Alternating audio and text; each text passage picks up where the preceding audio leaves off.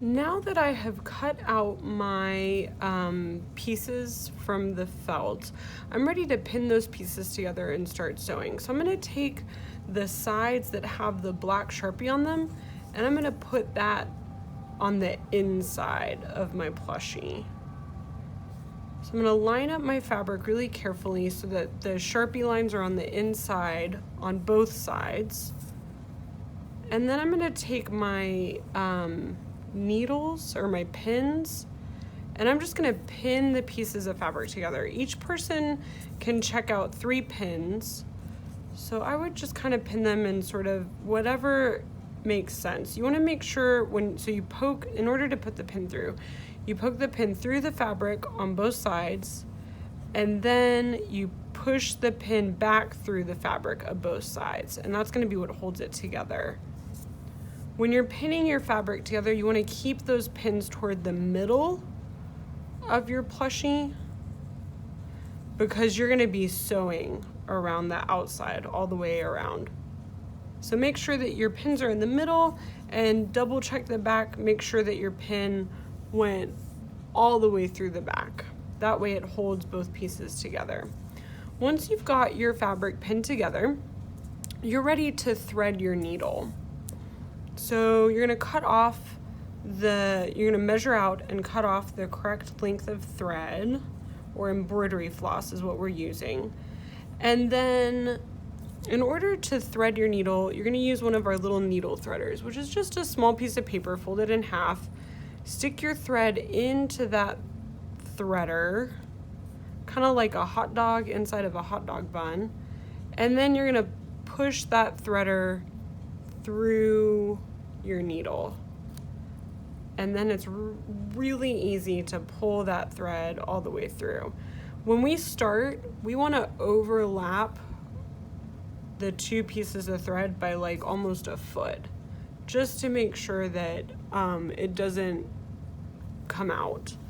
Then I'm going to pull my thread all the way down. I want to make sure I don't have any tangles, so as I'm pulling that thread loose, I'm like being really careful not to tangle it up. And at the very end of my thread, I need to tie a couple of knots. So I can overlap my thread by folding it.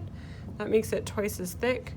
And then I'm going to create a circle with the bottom that's folded. And then my little loop that's a tail, I'm going to fold that tail inside the circle, push it through, and pull it. That gives me a pretty good knot, but I want it to be a really big knot so that it doesn't go through the fabric when I'm sewing. So I'm going to do the same steps again. Hold that knot in my hand, make a circle with that double threaded part, take the loop that's the tail, fold that loop into the middle, and then when I'm pulling that knot, I want to try and pull that knot so that it meets the other knot. If you miss it the first time, that's fine. You can tie a couple of knots before you get the one that fits. But eventually you'll pull it carefully and slowly enough that those 2 knots meet, and then you'll have a nice big knot that's going to hold your sewing secure. Now that I've got my needle threaded and I've got my knot on the end, I am ready to start sewing. And I want to make sure that I start in a place where I can sew the parts of my design that are kind of small and close together. So I'm going to sew all the way up here, all the way around, and then I'm going to leave a little bit of an opening there to stuff with the stuffing at the end, and then I'll sew it closed. I'm ready to pull my thread all the way through. At the beginning, this step is going to take a while because you have so much thread.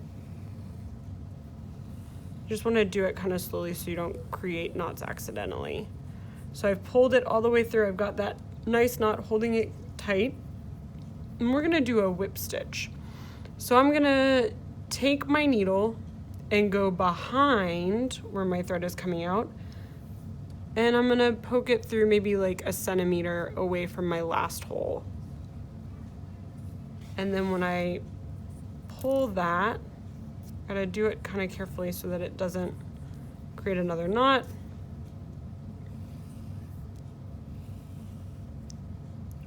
when I pull it through like that, it's going to create like a loop that holds the two sides together. At the beginning, I'm gonna have to kind of pull my tail out from the loops that I'm making. So I've got my first stitch there looped around. I'm gonna do the same thing again. That was my last hole right there, so I'm just gonna move up maybe 1 centimeter. And I'm lining it up so these two holes are lined up together.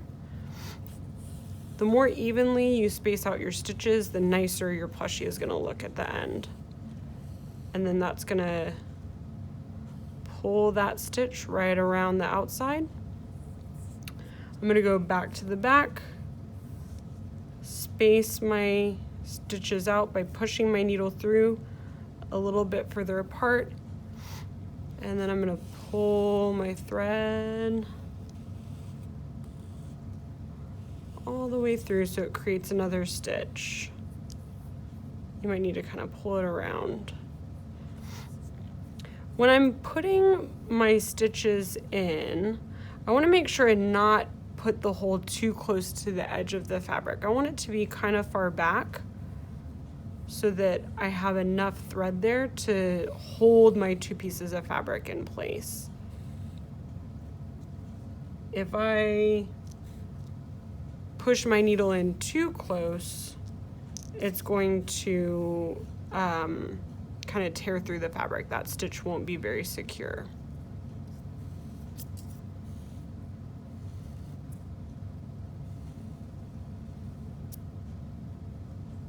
All right. So this is just the first 4 stitches. It's going to take me a while to sew all the way around. I'm going to stop so that I have about 3 or 4 inches of an open spot, because I'm going to need to open my plushie up to stuff it with all of this stuffing. So I would keep sewing all the way around until I got to about there. So I'd leave enough room for my stuffing to go in. As I'm sewing, sometimes my thread might get a little bit crossed. So you can see right here, I've got my last stitch that went around, but now my thread that I'm working with, this string right here that I'm still using, is tucked underneath my last stitch. So if I have an X like that, it is gonna look a little bit weird. Like here's one that I didn't fix. It's gonna look a little bit weird if I just keep sewing with it. It won't hurt the plushie, like the plushie will still stay closed and it'll be strong. But if I want to keep all my stitches kind of going in the same direction, it's a really easy fix. I would just take my needle and push it back through the last stitch. So I'm pulling this long piece of thread back through my last stitch like that. And now that thread is ready for me to sew again. So I would take my needle, flip to the back, space it out about 1 centimeter, push it through, and then I could keep sewing by pulling it all the way through. If you get tangled up, or if something happened with your sewing that you're not quite sure how to undo it, or if something went wrong, or if everything's okay, bring it to your art teacher and I can help you figure out what's going on and help you untangle it or fix it. The wonderful thing about sewing and fibers is that you can always just take the needle off the thread and pull the thread out of your project. You can undo any mistake, anything that you might have done that you didn't like how it turned out. Really easy to take it apart and just try again.